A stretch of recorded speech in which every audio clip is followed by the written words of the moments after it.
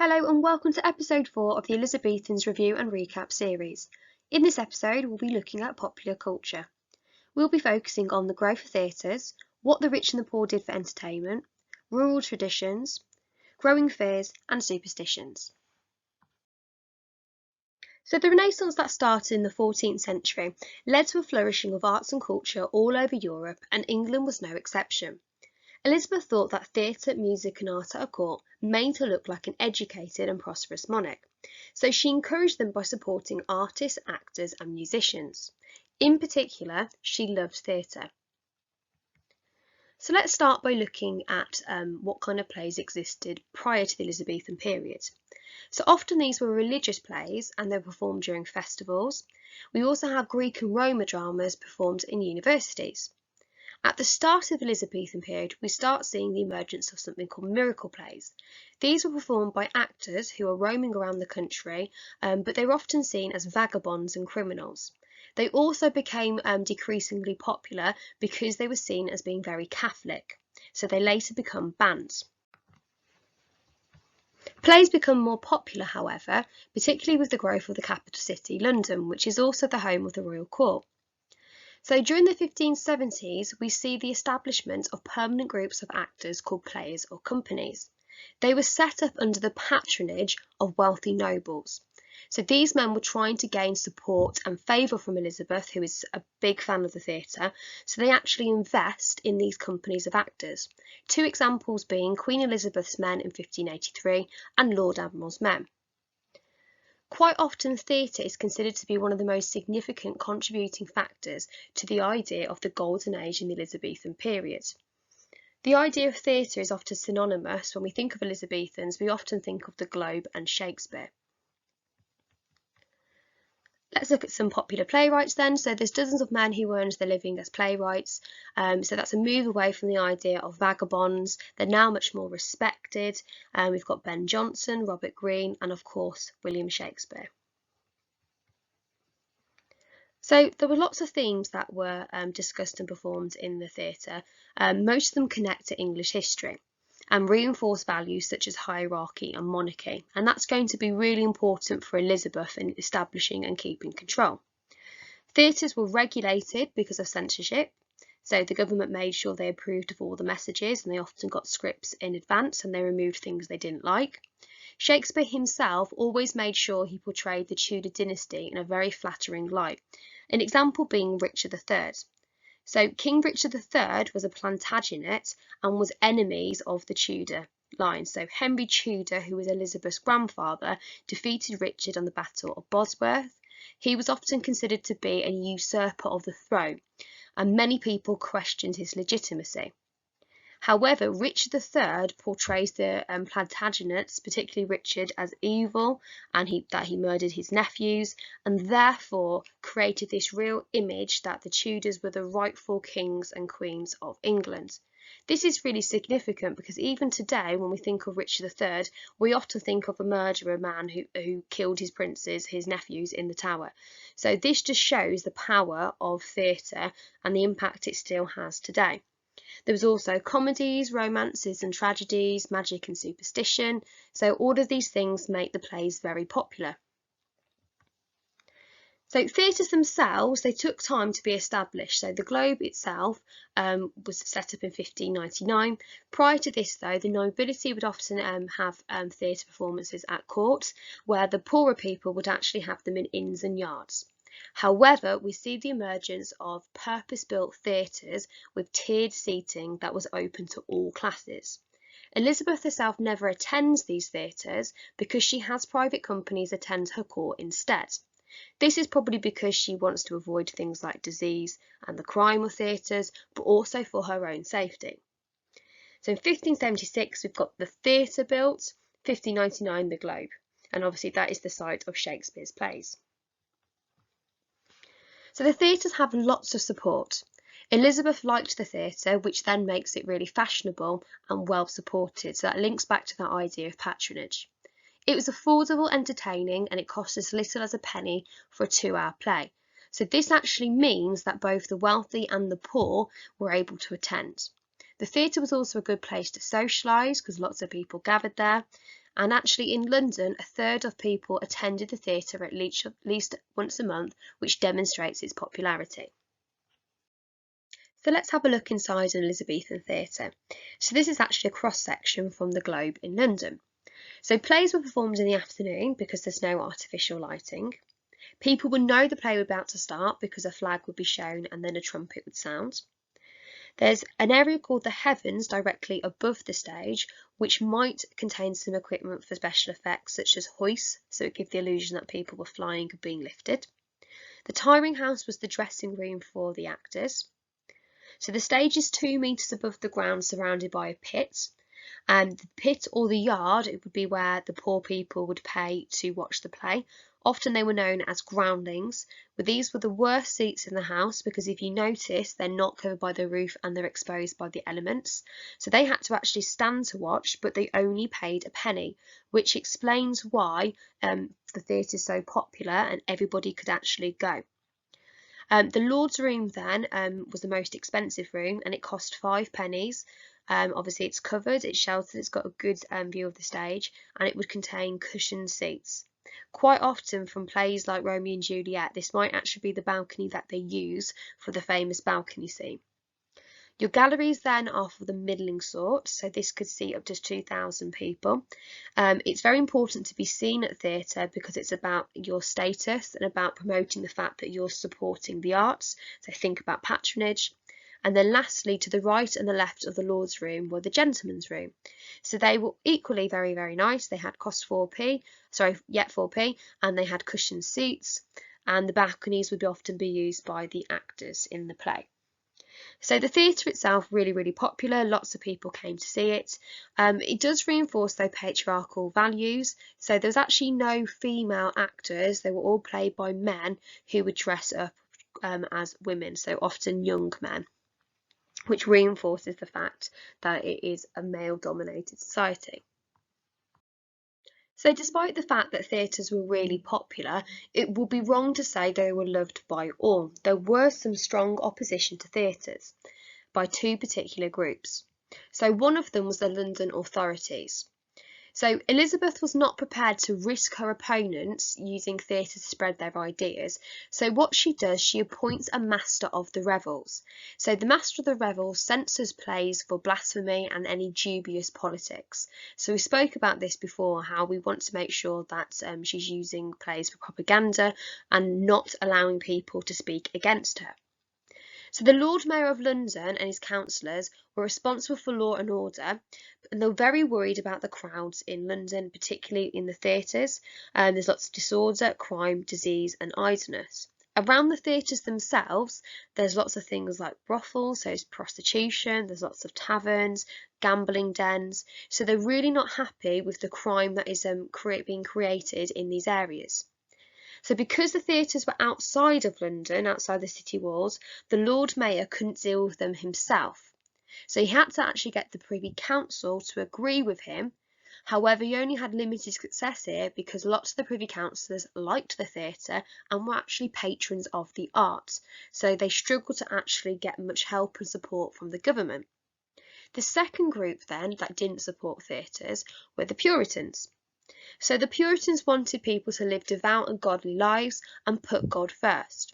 So they believed that theatres distracted people from God.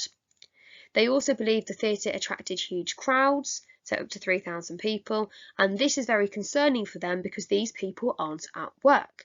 Particular young apprentices, for example, were often known to skip work so they could go and see one of the plays. There's a lot of strong Puritanism in London, and theatre is often seen as quite a pagan tradition or linked to the Catholic ideas of miracle plays. So the thoughts plays encouraged sinful behaviour, so there was lots of rude jokes. Sometimes it promoted things like sex outside marriage, so Romeo and Juliet, and gambling, prostitution, begging and theft became associated within those areas. So they really disapproved of this because obviously they wanted people to live moral lives, and theatres, or going to the theatres and engaging with these kinds of entertainments around, would obviously not do that. So to appease the Puritans, so to please them and to stop them from causing too much trouble, Elizabeth banned theatres within London city boundary. So this is where they get moved outside the city walls. However, Puritans are frequently mocked in plays. So in Shakespeare's Twelfth Night, a character that is described as somewhat of a Puritan. So a quote that Shakespeare put in here was, "Does thou think, because thou art virtuous, thou should be no more cakes and ale?" So just poking fun at the Puritans and their argument. So both of these organisations are not successful in stopping or reducing the theatres, but they are a considerable threat and they do openly oppose what's going on. So let's have a look at the pastimes of the rich and the poor. So let's start with the wealthy then. What would they do in their social time? So for the wealthy, there were lots of banquets, feasts, mass balls, tournaments, competitions, sword fighting, wrestling, jousting. They had many options to enjoy almost every day of the week. So Elizabeth herself enjoyed bear baiting and bull baiting, which if you don't know what that is where bears and bulls would basically be put to fight, quite often dogs, so quite a violent blood sport. We've also got things like hawking, bowls, fencing and archery. The nobility themselves also became more interested in education due to the printing press. So lots of them had intellectual pursuits, and things like reading the classics, studying music, debating theology and writing poetry became increasingly popular. What about the poor and the middling sorts then? So they have less options than the wealthy because they have less money. Inns and taverns were a very important part then of social ritual. So lots of drinking, singing, gambling, card games, skittles, which is like a bit like bowls, animal fighting and plays were conducted here. There were obviously fairs and religious ceremonies that the whole community would get involved with. Again, lots of animal and blood sports, so dog fighting, cock fighting. People often gambled on the outcome of those events. There's also lots of physical games, so wrestling, so stick fighting. Isn't quite as pathetic as it sounds. So this would be where they would practice martial arts almost, with those long sticks. You might have seen it taking place in films. So they're replacing swords. An early form of football was also played, much more violent than it is today and a little bit less structured. So both of these groups, there's some things they have in common. So both tend to like to watch animal fighting, gambling, but of varying degrees. So cards, dice games, backgammon, and draughts were popular amongst all social classes of men. It was often considered to be very inappropriate for women to gamble. However, it didn't actually stop Elizabeth herself. She loved to gamble at cards. Dancing very popular for both of them, but again there's a bit of a difference between the two. So the rich would often have formal dances like galliard dancing at court, where the poor would have things like jigs, which would be fast-paced dancing, often at festivals and country fairs. So let's have a look at local customs. So 85% of people still live in the countryside, so that's the majority of the population. So despite the rise of culture in London, people in the rural areas lived much as they had done for several decades before. So many people never actually left their village and quite often had only ever visited the other village or town across. People worked really hard. Most of them did physical labouring jobs. So that because they work hard, they relish any chance they got for celebration, which quite often would be religious festivals such as Christmas, Easter, Saints' Day and Shrove Tuesday, for example. Because of the agriculture work, the farming calendar then had a really big impact on festivities. So the lords of the manors would sometimes hold feasts at harvest time. There was also something called Plough Monday, which was a celebration after Christmas, which marked the beginning of preparing the fields for the next set of ploughing.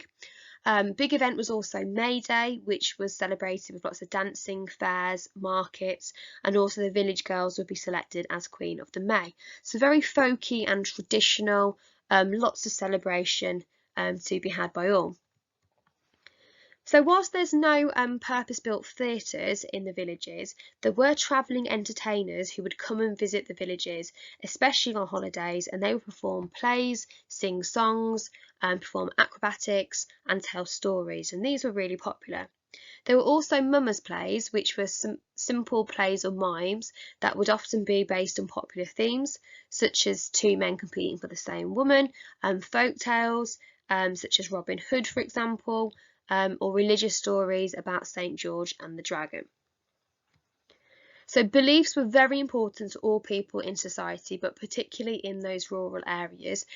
So religion remained very important. The church and the priest was central to people and their daily lives. So everyone was expected to go to church once a week. In fact, it was the law. And as a result, people were very superstitious. So they were particularly against bad luck, and they were very much for upsetting the devil. So certain things, some of these we still do today. For example, bless you. So when you're sneezing, because there's a belief that the devil could actually enter your mouth when you sneeze, you would say bless you to stop that from happening. Salt spilling. So because salt was very expensive, it was considered very bad luck to spill it over. So the tradition started that if you spilt salt, you would throw it over your left hand shoulder. I still do this and I don't even know why. The idea though comes from the fact that you wanted to throw salt in the eye of the devil, which would hurt him. They believe that everything is finely balanced between good and evil, and even the smallest action could have consequences. Again, some of these traits for good and bad luck we still use today. Some of them seem very, very strange, however. So the idea and the concept of touch wood for good luck. Being breathed on by a cow was considered very lucky, and spitting on a fire, so extinguishing a fire. So bad luck then, so stirring a pot anti-clockwise, an eclipse, and walking under a ladder. So this is the way those customs kind of affected people's beliefs and traditions in society. So let's have a look at Puritan opposition to these pastimes. So as we've said previously, Puritans want people to live godly lives and they want them to go to heaven. And this is for the good of the person, and therefore they're going to be very concerned with any immoral behaviour. They want to protect the Sabbath day, which is a Sunday. They believe it's the Lord's day and it should be for rest and prayer, not dancing and drinking. They really want to keep control over festivals and anything that encourages unruly or sinful behaviour. So anything that's immoral could be things like sex outside of marriage, drinking and gambling. They'd be very interested in stopping Catholic practices. So this could be miracle plays, which do later get banned. And it can also be any of the calendar events that link to old Catholic traditions. They would also want to stop pagan practices, so particularly in the rural communities, things like May Day, and some of the messages in the older plays could link to pagan ideas, so the idea of magic, for example. So do they have much impact? So there is a decline in some of these pastimes because of the rise in Puritanism, so as the Elizabethan period progresses. They openly condemn certain things within their preaching and their pamphlets, particularly theatres, which we looked at previously, and because we know the printing press is improving, there is a greater circulation of their ideas. Because there are JPs and MPs who are Puritan, they do to some extent have control over the law, so they are responsible for some of the opposition against immoral behaviour. So overall, Puritans are somewhat appeased by Elizabeth because they do get some of their ways, like the theatres being moved outside city walls, but ultimately many of these traditions continue under the Elizabethan period. And lastly, let's have a look at growing fear when it comes to witchcraft. So what actually is witchcraft in the early modern period? So the belief in magic is actually really common, and it can often be seen as being useful, particularly in the medieval period and the earlier parts of the early modern age. Curing illnesses or recovering stolen goods were seen as some of the helpful things that wise women might be able to do. Wise women might make concoctions and potions to help with any ailments, and often seen as a necessity, particularly because people couldn't afford things like physicians. However, people become increasingly fearful that people might be using their powers to harm another person or a property. Accusations peak in 1580s, and this is a continental movement, so this is happening across the whole of Europe. The fear for many is justified by the government in 1563 when it is made law in England, so it becomes a criminal offence. So what we start seeing now are women tried and then potentially being hanged for the crime of witchcraft. An example being Ursula Kemp. So Ursula Kemp was first of all had a swimming trial. So this is where it's a trial by ordeal, and to test whether or not she was innocent or guilty, she would be placed and thrown into water 3 times to see whether or not the water rejected her. If women floated, they would be deemed as being rejected and guilty because the water was rejecting them, because the water is the body of God, and therefore they'd have a trial and then would be hanged if they're found guilty of using their powers for evil. So accusations could be made by anybody for a whole array of reasons, which we'll look at now. So why did these accusations increase? So one of the biggest factors was the increase in poverty. So there's more and more tension between villages and lots of jealousy of the wealth and the successes that other has. Often followed by disputes between neighbours. So it could be, an elderly lady asking for help, being rejected, and then cursing them. So therefore, if anything bad then happened, they might then blame that person and believe that the curses actually had meaning behind them. Obviously, a lack of scientific knowledge. They're lacking the knowledge to explain phenomena like weather and things like disease. So often people would blame a person for their misfortune rather than looking for logical explanations. Gender also plays a massive part. It's a patriarchal society. There's lots of misogyny. So the vast majority of people who were accused were women, and lots of the jurors were often male. Many of these women were isolated and independent, so they might be unmarried, they might not have children, and this was seen as very bizarre at the time. And because women were seen to be women and mothers and wives, this was seen as unusual, so often could rouse suspicion. Interestingly though, many of the accusers were also female, however. Puritanism is also a very much part of why witchcraft accusations increase, and this is because there's an increasing belief that the devil is trying to harm good Christians and draw them away from God.